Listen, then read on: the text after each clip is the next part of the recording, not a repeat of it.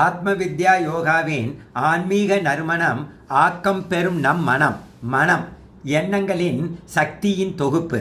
எண்ண சக்தியை மூணாக பிரிக்கிறாங்க. ஒன்று என்ன? இச்சா சக்தி, ரெண்டாவது கிரியா சக்தி, மூணாவது ஞான சக்தி. இச்சா சக்தினா எண்ணங்களின் உந்துதல் சக்தி, விருப்ப சக்தின்னு பேர், ஆசை சக்தி, எனர்ஜி ஆஃப் டிசையர்னு சொல்லுவாங்க.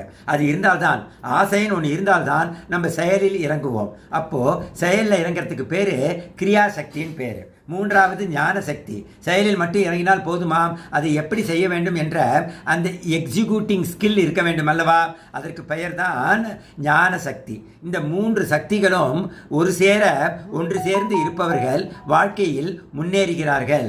நம்ம பல பேர் பல சாதனைகளை செய்வதற்கு காரணம் இந்த மூன்று சக்திகளும் நமக்கு இருப்பதால் தான். அதற்கு நாம் கடவுளுக்கு நன்றி சொல்ல வேண்டும்.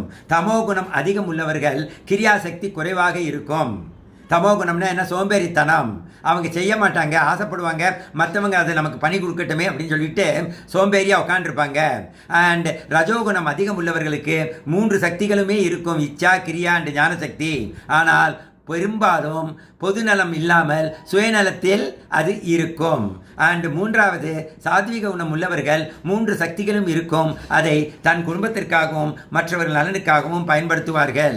லலிதா சகஸ்ரநாமத்தில் அழகான ஸ்லோகம் ஒன்று வருது, இச்சா சக்தி ஞான சக்தி கிரியா சக்தி ஸ்வரூபிணி.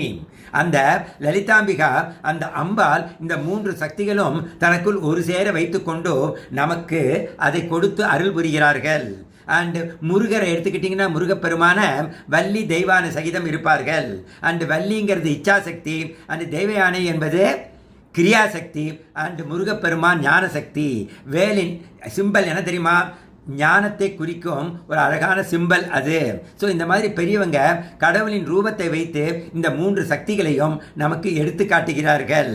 அண்ட் முக்கியமாக நாம் இந்த மூன்று சக்திகளையும் ஒரு சேர வளர்த்து கொள்ள நாம் மற்றவர்கள் நலனை கருத்தில் கொண்டு வாழ்ந்தால் இந்த மூன்று சக்திகளும் இன்னும் அதிகமாக நமக்குள் வளரும். ஒரு சின்ன எக்ஸாம்பிள் சொல்கிறேன்.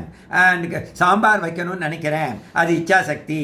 அண்ட் கிச்சனுக்குள்ளே போயிடுறேன், அது கிரியா சக்தி.